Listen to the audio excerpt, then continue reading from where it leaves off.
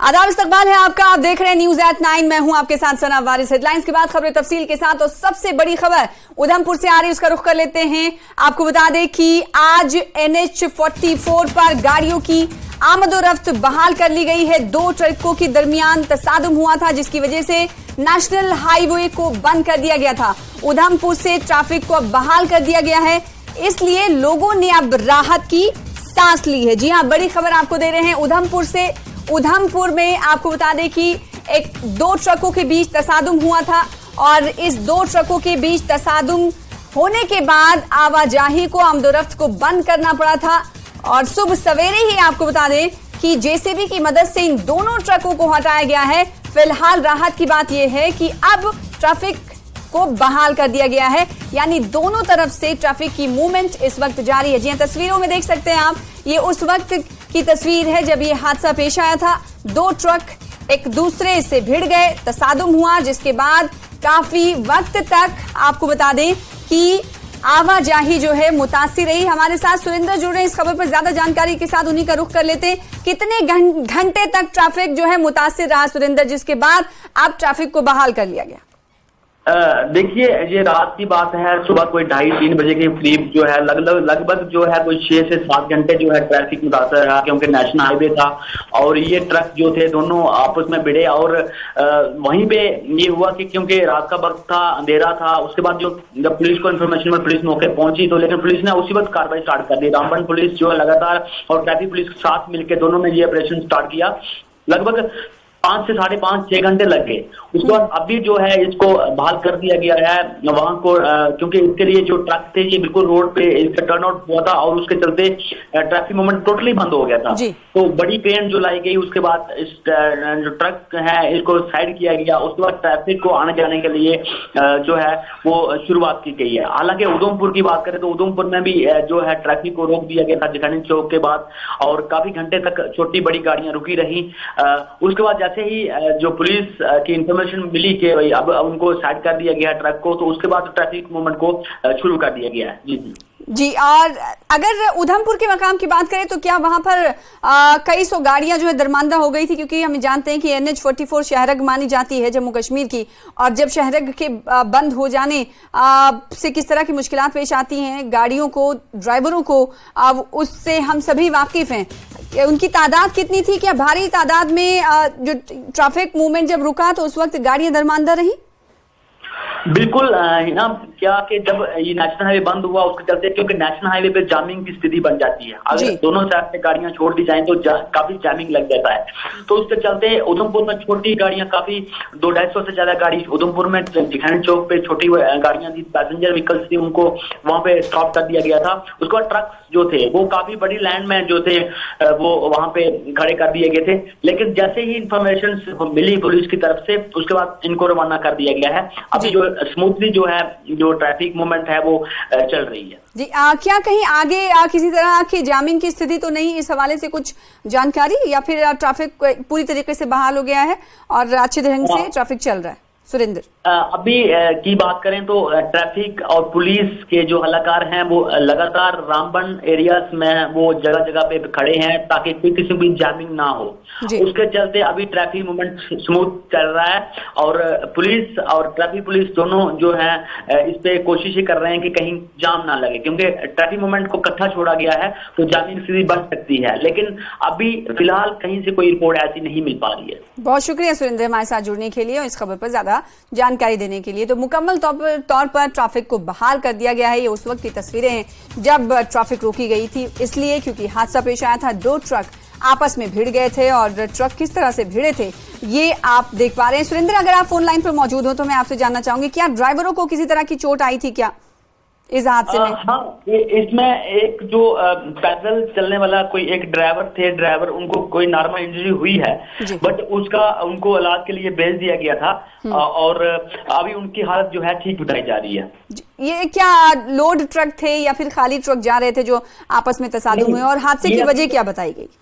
ये क्योंकि अंधेरा था, दूसरा क्या था कि रात के वक्त शायद कहीं ड्राइवर जो थे वो या नींद से प्रॉब्लम में थे, इस तरह की जो टर्न आउट हुआ है, रोड नीचे नहीं गया है, रोड पे ही पलट गया है। और ये जो था इसमें ये लोडेड ट्रक था और उसी के चलते जो थे ड्राइवर्स को जो है काफी इंजरी आई है और उनको जो है हॉस्पिटल भेजा गया है, लेकिन अभी उनकी हालत बिल्कुल ठीक बताई जा रही है। सुरेंद्र, जो हम तस्वीर देख पा रहे हैं तो ड्राइवर की हालत मुस्तहकम है, इलाज चल रहा है।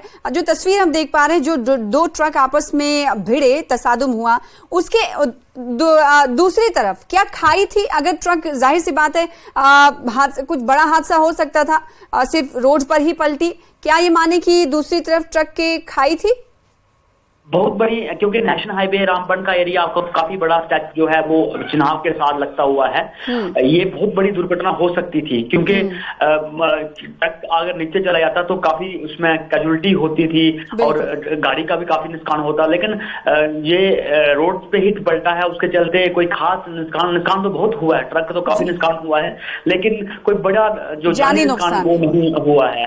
और ये रोड काफी बड़ी खाई नीचे थी, अगर नीचे जाता तो काफी इसमें दिक्कत आ सकती थी, लेकिन फिलहाल जो था बिल्कुल रोड पे ही पलट गया था ट्रक, उसके बाद उसको अभी साइड कर दिया गया है, अभी ट्रक की मूवमेंट को वहां पे बहाल कर दिया गया है। बिल्कुल, तो दो ट्रकों के आपस में तसादुम से ट्रैफिक काफी देर तक रुका रहा और सुबह सवेरे ही ट्रैफिक के मुतालिका अफसरान की तरफ से जेसीबी की मदद से इन दोनों ट्रकों को सड़क से हटा लिया गया है। गनीमत रही कि ये दोनों जो ट्रक आपस में जब इनका तसादुम हुआ तो ये ट्रक सड़क पर ही पलटे, क्योंकि दूसरी तरफ जो आप तस्वीरें देख पा रहे हैं ट्रक के उस पार वो खाई नजर आ रही है। अगर किसी न किसी तरीके से ये माना जा सकता है कि राहत की खबर, क्योंकि किसी तरह के जानी नुकसान की खबर नहीं, हालांकि ड्राइवर को थोड़ी मामूली चोटें आई हैं जिन्हें इलाज मुआवजा के लिए अस्पताल में भर्ती करा दिया गया। बहुत शुक्रिया सुरेंद्र हमारे साथ जुड़ने के।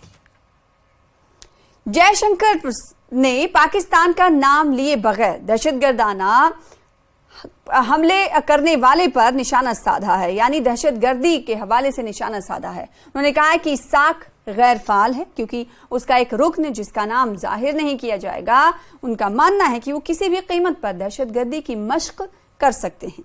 EAM ने मुल्क का नाम लिए बगैर पाकिस्तान में माशी बहरान की वजूहात के हवाले से कहा कि आपको सबको पता है। उन्होंने कहा कि उनके मसाइल तवील मुद्दती और गहरे हैं। मईशत की फितरी पेशरफ्त में बिगाड़ मुतारुफ कराया गया है, जैसे फौज पर जरूरत से ज्यादा अखराजात, कर्ज लेना, समझदारी से काम नहीं लिया गया है और बुनियादी ढांचा जो अदायगी नहीं करता।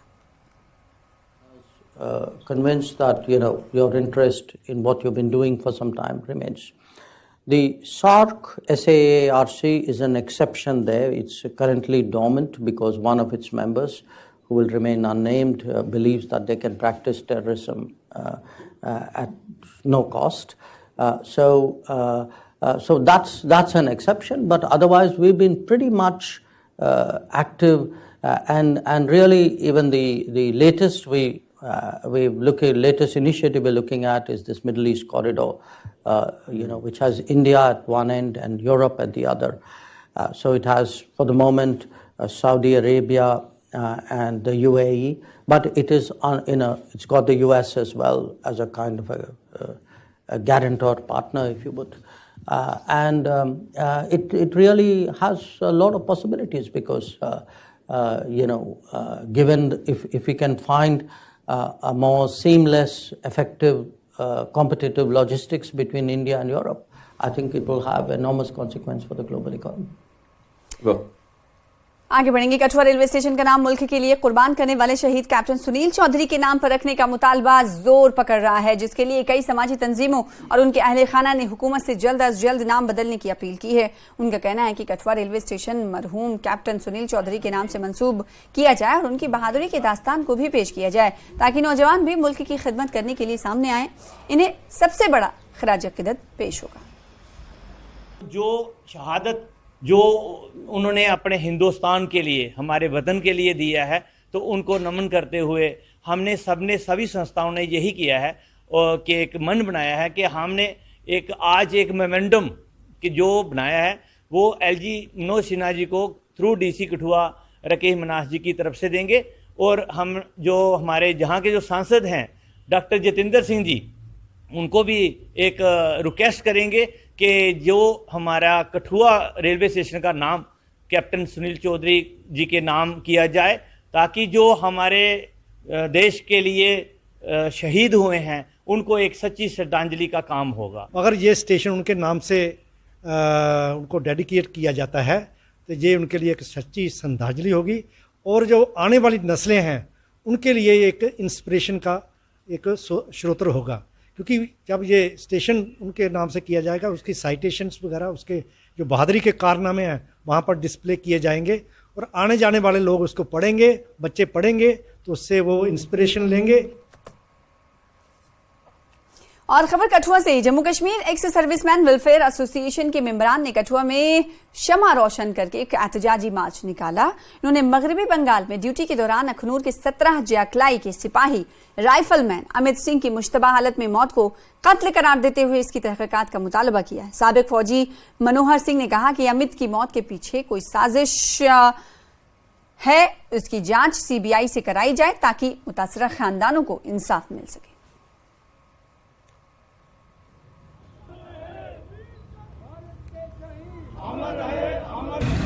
देखिए कि जैसा सभी को मालूम है कि अमित सिंह चौधरी जो कि अखनूर के रहने वाले थे, 17 जैकलाई के ये थे, और इनकी निर्मम हत्या हुई है। एक वेल प्लानेड जो है इसका मर्डर हुआ है, क्योंकि ये जो कर्नल साहब थे जो INT के, उनकी मेम साहब के पास ये सेवादारी करते थे। और इसके लिए मैं ये कहना चाहता हूँ कि गवर्नमेंट को इमीडिएटली इसके ऊपर संज्ञान लेना चाहिए। सबसे बड़ी बात यह है कि हमारे पूरे हिंदुस्तान की जो इंडियन आर्मी है उसकी इमेज खराब हो रही है, और मैं ये चेतावनी देना चाहता हूँ कि सरकार इसको हल्के में ना ले। ये दबी हुई एक चिंगारी है, ये ना सरकार सोचे कि इसको हम हाथ नहीं लगाएंगे। जब भी इसको हाथ लगाएंगे ये पूरा मुल्क इसमें जल जाएगा। मैं ये कहना चाहता हूँ सर, इसकी हम एक ही मांग करते हैं कि इस तरीके के आगे कोई इस तरीके की घटना ना घटे, इसलिए इसकी जांच जो है CBI से कराई जाए। देखिए, माननीय अध्यक्ष महोदय ने बड़ी विस्तारता के साथ बताया है। अमित कुमार जो हमारा बेटा 24 साल की उम्र मात्र उम्र थी, अखनूर के रहने वाले, और एक एक्स सर्विसमैन के बेटे भी थे। वो उनकी 3 बहनें थीं, इनकी शादी हो चुकी है। जो उनके साथ घटना घटी है, भगवान करे किसी के साथ ऐसी घटना नहीं घटे। माँ बाप का एक ही बेटा हो और वो इस किस्म की उसके साथ घटना हो तो उस घर की, उस फैमिली का क्या होता है। तो हमारी गवर्नमेंट को आप लोगों के माध्यम से हमारी विनती भी रहेगी, और मैं भी ये चेतावनी भी देना चाहता हूँ कि इस किस्म की घटनाएं अगर हुई तो ये हालात अच्छे नहीं रहेंगे। हम कहना चाहते हैं कि उसको, उस कर्नल जो संतोष रावत है जिसके घर में उसको बच्चे को लगाया था बैटमैन सेवक के तौर पर, तो बड़ी शर्म की बात है, बड़ी शर्म आती है कि जिस किस्म का ये बैटमैन या सेवक जो होता है उसकी जो ड्यूटी हो, वो ड्यूटी तो उसको नहीं कराई जाती। ड्यूटियाँ वो कराई जाती हैं जो अनहोनी होती हैं, जो काम नहीं करना चाहिए एक सैनिक को, उसको उस किस्म का काम बताए जाते हैं। तो हमारी गवर्नमेंट को आप लोगों के माध्यम से, और ख़ास करके हमारे डिफेंस मिनिस्टर को, ऑनरेबल प्रधानमंत्री जो देश के एक विजनरी, मैं कहता हूँ जिनका ढंका है पूरे भारत में नहीं बल्कि विदेशों में भी, हम आप लोगों के माध्यम से उनको यही कोशिश करना चाहते हैं। हमारी एक निवेदन इल्तजा रहेगी कि इस चीज़ को हल्के में नहीं ले। ये कोई हल्की बात नहीं है, ये बिल्कुल हल्की नहीं है। इसको वेरी सीरियस मैटर है, मतलब सीरियसली इसको ले, और उस बच्चे को, अमित को इंसाफ दिलवाएं। अगर ऐसा नहीं हुआ तो अगर जिस बात को आगे बढ़ाया गया तो मैं तो कहता हूँ हमारी एक चेतावनी रहेगी सभी एक्स सर्विसमैन की, जो भी मेरी इस बात को सुनते हैं। बड़ी शर्म की बात है हमारे लिए ये कि हमारा एक भाई, हमारा बेटा, एक 24 साल जिसने होनहार लड़का था, जिसको इस किस्म का निर्भय हत्या की गई, वो हत्या का मामला है। कठुआ पुलिस ने एक खातून मंशियात फरोश को गिरफ्तार किया है। मंशियात फरोश खातून की पहचान शीला देवी साकिना चक द्राब खान कठुआ के तौर पर हुई है। पुलिस के मुताबिक शीला एक पेशावर मंशियात फरोश है। पुलिस ने इस मामले में मुख्तलिफ NDPS के तहत मंशियात और नफसियाती मंशियात की अशिया की गैर कानूनी आमदोरफ्त की रोकथाम PIT NDPS एक्ट के तहत गिरफ्तारी का वारंट जारी किया है। मंशियात स्मगलिंग और गैर कानूनी सरगर्मियों को रोकने के लिए जम्मू कश्मीर पुलिस पुरअज़्म है और मंशियात फरोशी में अपनी सरगर्मियों को अंजाम देने वालों के खिलाफ सख्त कार्रवाई अमल में लाई जा रही है।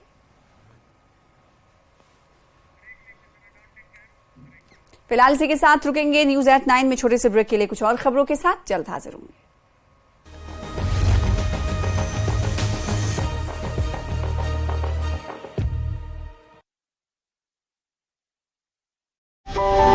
पुंछ की मंडी तहसील में खाई में गिरी ऑल्टो कार, हादसे में 2 लोगों की मौत, एक बच्चा भी जख्मी।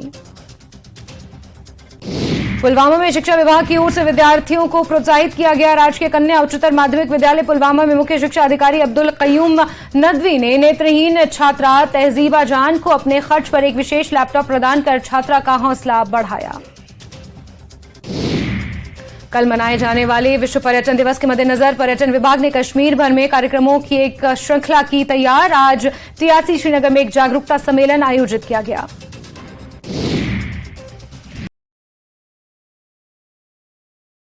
मजदूरी अधिनियम लागू करने को लेकर राजबाग श्रीनगर में विरोध प्रदर्शन किया। इस दौरान प्रदर्शनकारी हाथों में तख्तियां लेकर नारेबाजी करते दिखे।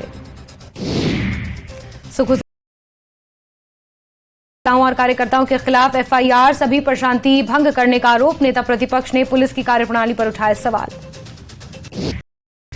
हिमाचल प्रदेश के युवाओं को नियुक्ति पत्र बांटने के लिए शिमला के गेटी थिएटर में रोजगार मेले का किया गया आयोजन। केंद्रीय मंत्री अनुराग ठाकुर की मौजूदगी में 110 बांटे गए नियुक्ति पत्र। पंडुओं में बारिश से मकान ढह जाने से एक महिला हुई घायल, इलाज के लिए 5 लाख की जरूरत। परिजनों ने प्रशासन से लगाई मदद की गुहार। आपदा का दंश, किराए के कमरे में रह रहा परिवार इलाज के लिए लाहौल घाटी में सब्सिडी खत्म होने से दोगुनी हुई 12 लड़कियों की कीमत। जिला एनजीओ प्रधान ने प्रदेश सरकार से सब्सिडी जारी रखने की लगाई गुहार। मंडी में बारिश और भूस्खलन के कारण हाईवे बंद हो रही आवाजाही के बाद एनएचएआई ने शुरू किया टनल बनाने के प्रपोजल का कार्य। अब टनलों से होकर गुजरेगा मंडी से पंडोह तक 4 लेन। केलोंग में हुआ आयुष्मान भव का शुभारंभ। कार्यक्रम का मुख्य उद्देश्य देश और प्रदेश के लोगों को स्वास्थ्य सेवा स्कीम और सेवाओं के प्रति जागरूक करना, घर घर आयुष्मान कार्ड वितरित करना है। शिमला में आयोजित हुआ स्वच्छता अभियान। भाजपा प्रदेश प्रभारी अविनाश राय खन्ना ने बताया, स्वच्छता अभियान भाजपा के सेवा पखवाड़ा का भाग। भाजपा युवा मोर्चा की भी की जा रही जमकर तारीफ। किन्नौर में वाइब्रेंट विलेज कार्यक्रम के तहत राज्यपाल श्री प्रताप शुक्ल ने किया नाको और लियो गांव का दौरा। स्थानीय लोगों से बात कर बढ़ाया उनका हौसला। सड़क संबंधी मांगों को हल करने का दिया आश्वासन। बद्दी में केमिकल युक्त जहरीला पानी छोड़े जाने से लोग परेशान, सरकार से उठा रहे कार्रवाई करने की मांग। पुंछ में ईद के उपलक्ष्य में स्कूली बच्चों ने निकाला मिलाद रैली। अमन, एकता और भाईचारे का दिया गया संदेश। जम्मू में मुख्य अतिथि औद्योगिक मंत्री सोम प्रकाश की अगुवाई में रोजगार मेले का किया गया आयोजन। 105 लोगों को सौंपे गए नियुक्ति पत्र। सफा आयुर्वेदिक चूर्ण, पेट सफा तो हर रोग दफा।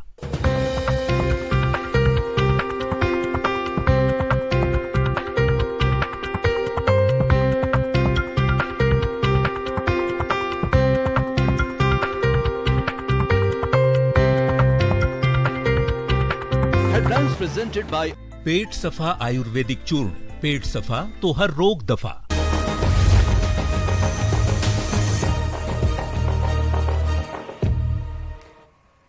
के बाद एक बार फिर से आपका इस्तकबाल करते हैं। गुलमर्ग में अफरवट की चोटी पर मौसम की पहली बर्फबारी देखकर सयाहों ने खुशी का इजहार किया है। इन सयाहों का कहना है कि ये हल्की बर्फबारी देखकर इंतहाई खुशी हुई है।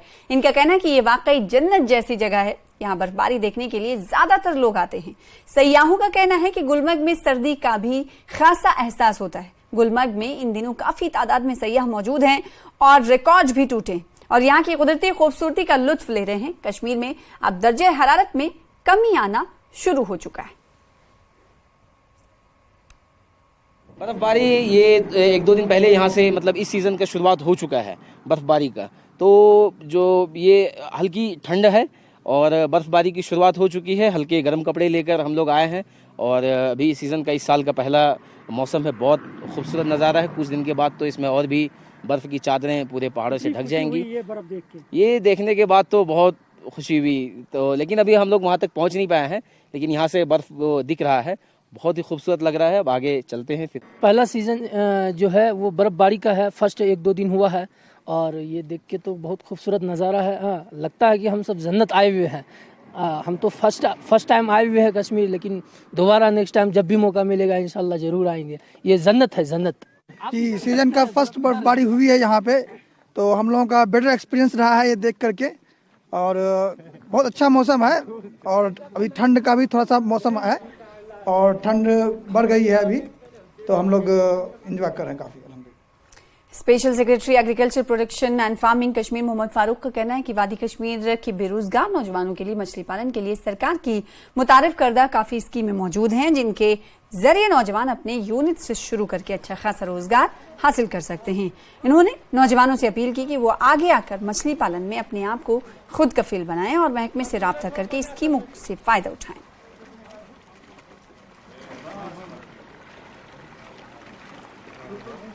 प्रधानमंत्री मत्स्य संपदा योजना या हमारे HADP की जो स्कीम्स है, तो काफ़ी स्कोप है इसमें। हमारे नौजवान जो पढ़े लिखे नौजवान है उनको सामने आने के लिए काफ़ी स्कोप है।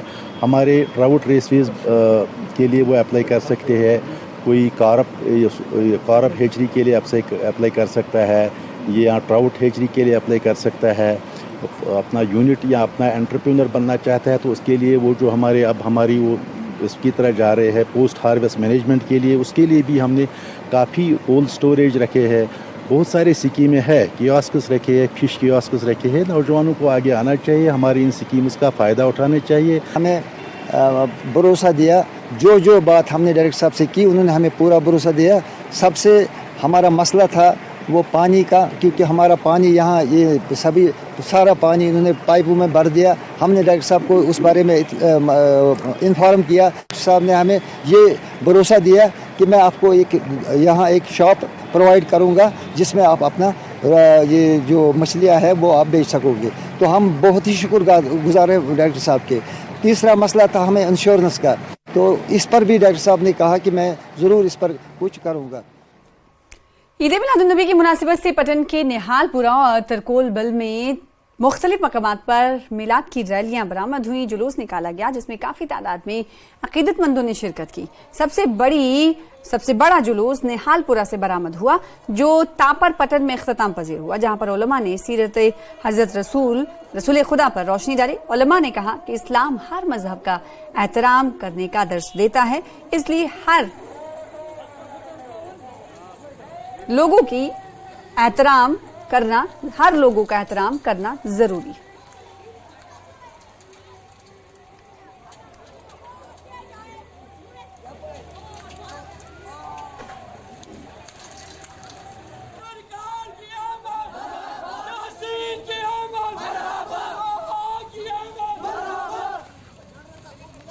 इस दिन हजरत पैगंबर जनाब मोहम्मद रसूलुल्लाह सल्लल्लाहु अलैहि वसल्लम आज से 1450 साल पहले इस दुनिया में तवल्लुद हुई है और पूरे कायनात को सिखाया अमन और इंसानियत का दर्स। तो इसी नबी के हवाले से हम आज नाते और दरूद घुमाते हैं। अमन वाले नबी है सल्लल्लाहु अलैहि वसल्लम, इंसानियत के नबी है, और इसी के वसीले से, इसी के तफैल से कायनात के खुदा ने पूरी कायनात को माबूस किया है, पूरी कायनात को बनाया है। क्योंकि जहालत थी बहुत ज़्यादा, और नबी रहमत सल्लल्लाहु अलैहि वसल्लम ने हमें जो पैगाम दिया है, हमें समझाया है कि इंसानियत कौन सी चीज़ है। तो आज हम भी ये दिखाना चाहते हैं कि हमारे आका सल्लल्लाहु अलैहि वसल्लम 1400 साल पहले जो पैगाम लेकर आए थे, आज उसी का दिन है। इसी दिन वो पैदा हुए थे, उसके आने से पूरे आलम में अमन आया था, और ये अमन की रैली है। आज हमने नबी सल्लल्लाहु अलैहि वसल्लम की खुशी के लिए, उसकी रज़ा के लिए ये रैली निकाली है, हर साल की तरह आज भी निकाली। अस्सलाम।